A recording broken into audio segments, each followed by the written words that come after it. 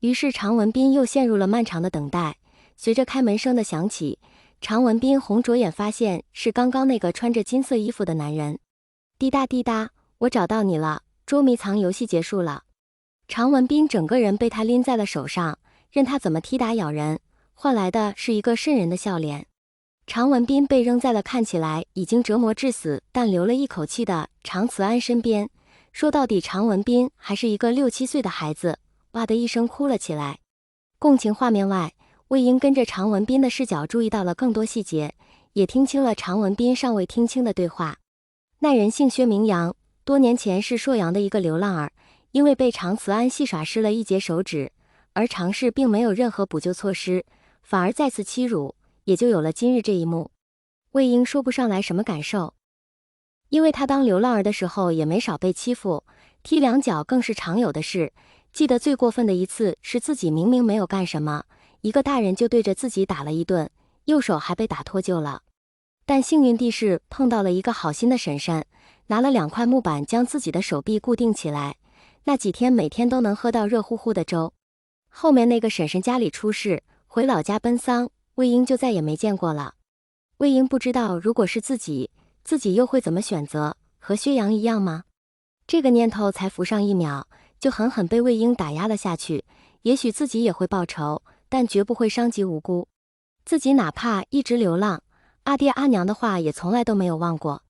自己有过一个温暖的家，印象里阿爹阿娘一直都在救人，自己不可以也不能恶小而为之。魏婴稳定心神看着事态的发展。共情画面，薛阳看着这个6、7岁的孩童舔了舔后槽牙，又看向留了一口气的常慈安，痴痴地笑了起来。常慈安，小爷的仇还没报完呢，我这人别人犯我，我必10倍100倍还之。小子，常慈安是你什么人呢？常文斌哭得更响了。以往常文斌一哭，四面八方就会跑来一堆人哄着，可今日整个常府静悄悄的，没有人来哄他，还能听到哭声的回声。薛阳倒也不急，手里转悠着匕首，不知道想到了什么，从兜里掏出几颗糖。小朋友，你喜欢哪颗糖啊？必须选哦，不然他就要死呢。我不喜欢吃糖。常文斌一边打着哭嗝一边断断续续地说道。薛阳将匕首放在那截断纸边上，哼着不知名的童谣，不吃糖的话会被吃掉的呢，你要被吃掉吗？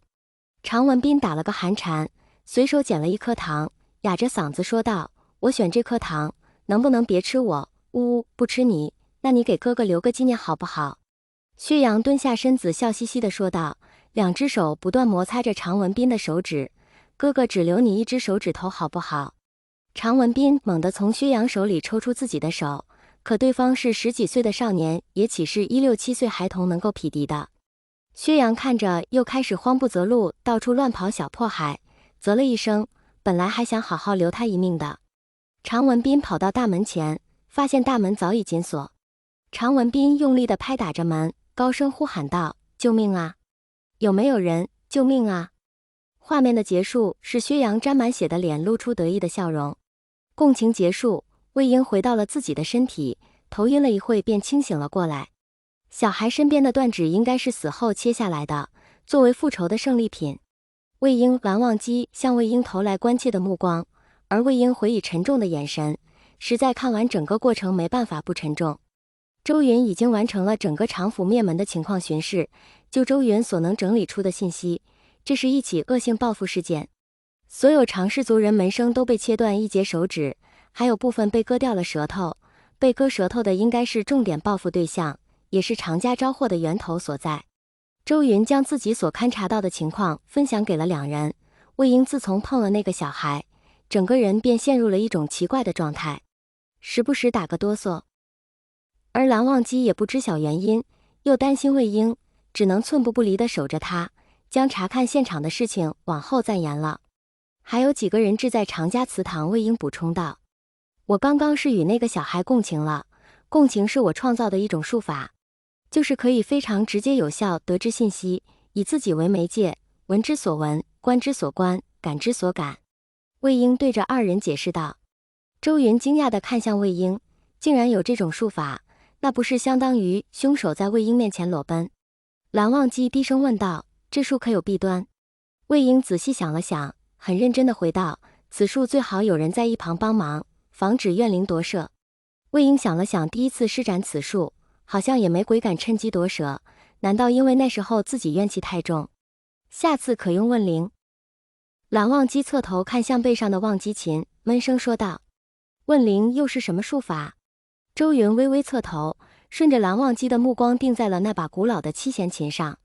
周云是见识过蓝忘机用琴音度化死者，那问灵是他想的那个意思吗？蓝湛，你竟然真的会问灵？魏婴想起求学时一干人围着油灯打赌蓝湛会不会蓝家绝学，但最后都没有办法证实，毕竟这需要实战。